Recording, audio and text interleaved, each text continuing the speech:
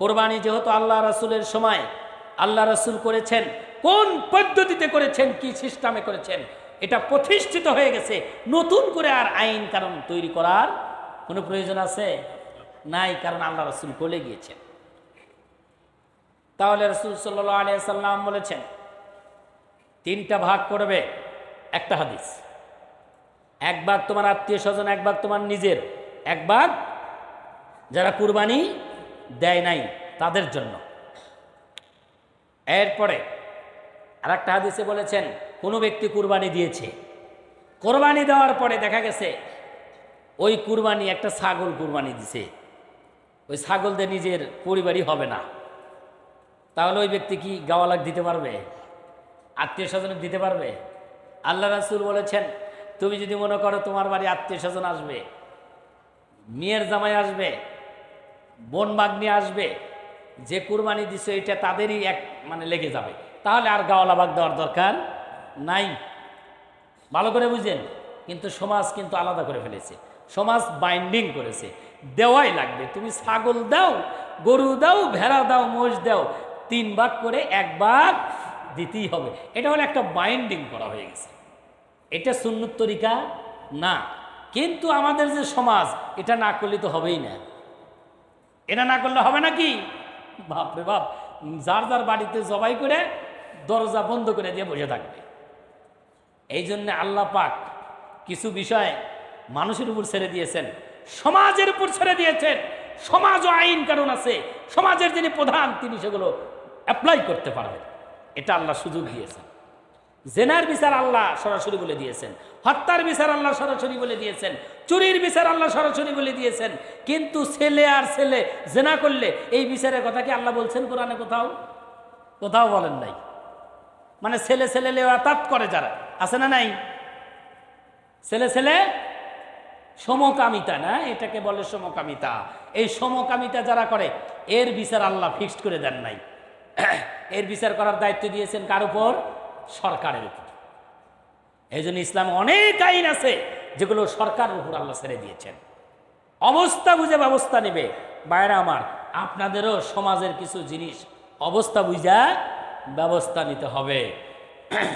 এখন আসুন, বর্তমানে একটা আলোচনা উঠছে যে সমাজে ধনীরা গোস্ত দেয় আবার ধনীরা নেয়, এটা ভাগ নেয় না। মনে করেন আমি দিয়ে আসলাম, আমার আমি নিয়ে আসলাম, এটা একটু দৃষ্টিকটু দেখায়, কি বলেন? দেখায় নাকি? এটা নিজের মনের একটা বিষয়।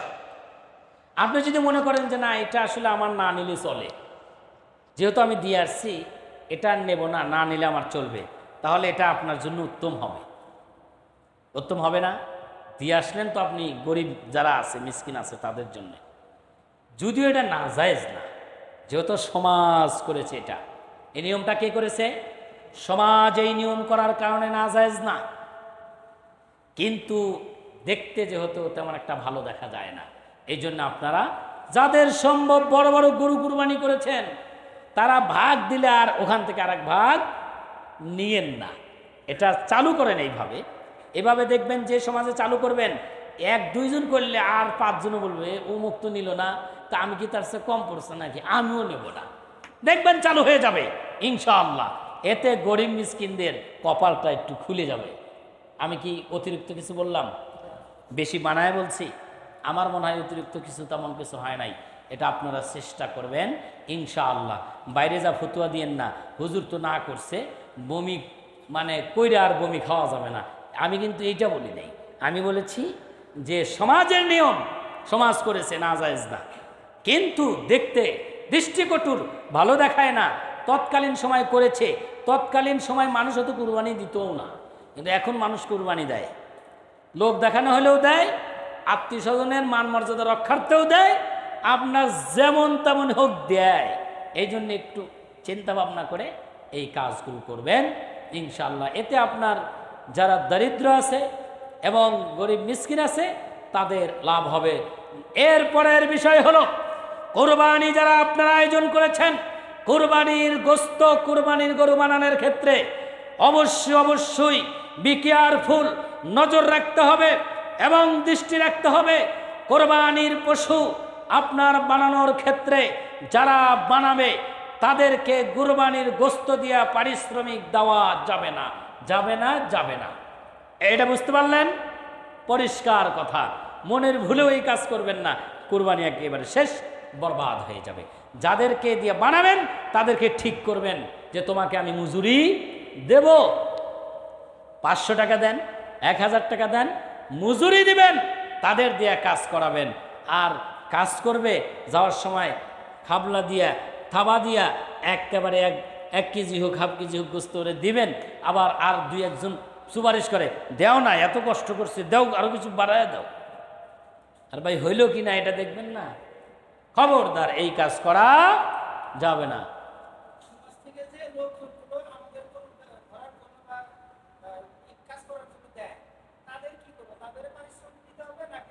কাজ করলে এমনি করবে, তাদের পারিশ্রমিক দেওয়া যাবে না।